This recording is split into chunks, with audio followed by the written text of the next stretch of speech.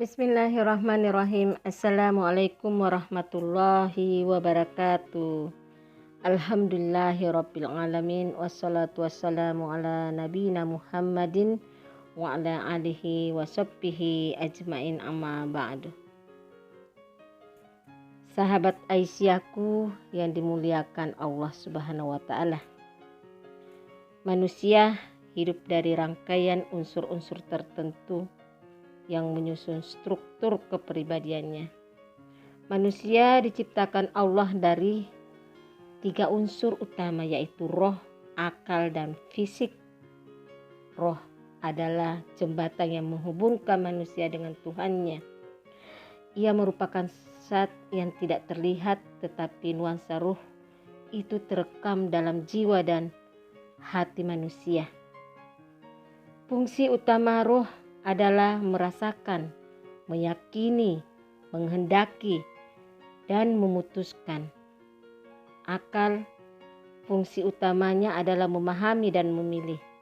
Sedangkan fisik, tugas utamanya adalah melakukan arahan akal dan keputusan jiwa.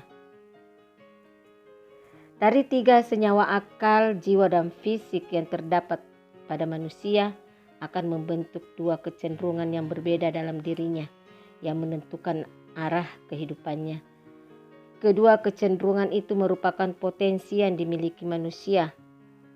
Allah dalam surah Asy-Syams ayat 8, maka Allah mengilhamkan ke dalam jiwa itu jalan kefasikan dan ketakwaan. Inilah 2 kecenderungan yang terdapat dalam diri manusia. Kecenderungan takwa dan fujur. Takwa adalah representasi kebenaran dan kebaikan yang bermuara pada kebahagiaan dan surga. Adapun fujur adalah representasi semua kebatilan, kejahatan, dan keburukan yang bermuara pada kesengsaraan dan neraka. Sahabat Aisyahku yang dirahmati Allah, dengan adanya 2 kecenderungan tersebut, kita diharapkan mampu untuk selalu membersihkan dan mendidik jiwa kita, sehingga muncul dalam diri kita adalah nilai-nilai ketakwaan. Sebagaimana fisik dan akal yang membutuhkan makanan, jiwa kita juga membutuhkan hidangan yang cocok bagi kestabilannya. Hidangan ini disebut tazkiyatun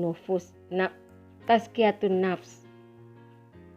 Tujuannya adalah agar jiwa selalu dalam sinaran keagungan cinta Allah, hati selalu bersih dan sehat, sehingga yang muncul darinya adalah nilai-nilai ketakwaan yang akan memberikan manfaat dan kebaikan, baik kepada dirinya atau kepada orang lain. Maka tepat apa yang disabdakan oleh Rasulullah SAW, bahwa apabila jiwa hati kita ini baik, maka semua yang muncul dari gerak fisik kita adalah kebaikan pula. Sebaliknya, apabila hati ini rusak, maka yang akan lahir dari kita adalah perilaku yang negatif. Hadis riwayat Bukhari Muslim. Sebagaimana disebutkan di atas, hati menjadi pusat pengendalian semua aktivitas manusia. Ketika setan mengetahui hal tersebut, maka ia pun berusaha sekuat tenaga untuk menggoda hati manusia dengan berbagai cara. Gemerlapan isi dunia dijadikan senjata ampuhnya untuk membujuk rayu manusia, sehingga terjerumus ke dalam lembah keinahan. Maka dari itu, seorang mukmin harus mampu menjaga dan membersihkan jiwanya, serta mengetahui apa saja yang menjadi penyakit hati, sehingga hati tetap sehat, terhindar dari tipu muslihat para bala tentara setan. Karena sesungguhnya godaan setan itu tidak mempan bagi hamba-hamba Allah. Sebagaimana firman Allah dalam surah Al-Hijr ayat 42. Sesungguhnya hamba-hambaku tidak ada kekuasaan bagimu terhadap mereka, kecuali orang-orang yang mengikuti kamu, yaitu orang-orang yang sesat. Sahabat Aisyahku yang dimuliakan Allah, hati kita dikatakan sehat apabila kita mampu membersihkan hati dari segala noda, penyakit, dan syahwat yang menyalahi aturan Allah, sehingga semua aktivitas merupakan penghambaan dan ketundukan diri hanya kepada Allah. Ia tidak beramal dan berbuat sesuatu kecuali untuk Allah, tidak mencintai atau membenci kecuali karena Allah. Di antara tanda-tanda hati yang sehat adalah merasa gundah ketika jauh dari Allah, sehingga ia selalu menyandarkan semua masalahnya kepadanya, mampu khusyuk dalam melakukan sholat, sehingga rasa tenang yang didapatkannya, merasa sedih kalau tertinggal suatu kebaikan, dan merasa senang mendapatkan nasihat dan kritikan dari orang lain.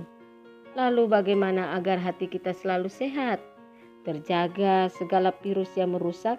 Tentu banyak yang bisa dilakukan.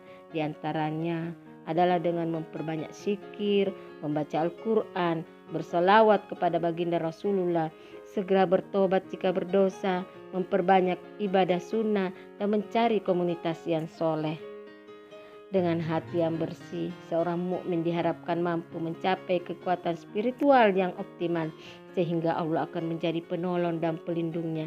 Sebagaimana Allah firman-Nya dalam hadis qudsi, "Jika aku telah mencintainya, maka jadikan aku sebagai pendengaran yang ia gunakan untuk mendengar, sebagai penglihatannya yang ia gunakan untuk melihat, sebagai tangannya yang ia gunakan untuk memegang. Jika ia memohon kepadaku, pasti aku mengabulkannya, dan jika ia bermohon perlindungan, pasti aku melindunginya." Hadis riwayat Imam Bukhari. Nasrun minallah wa fatun qarib. Assalamualaikum warahmatullahi wabarakatuh.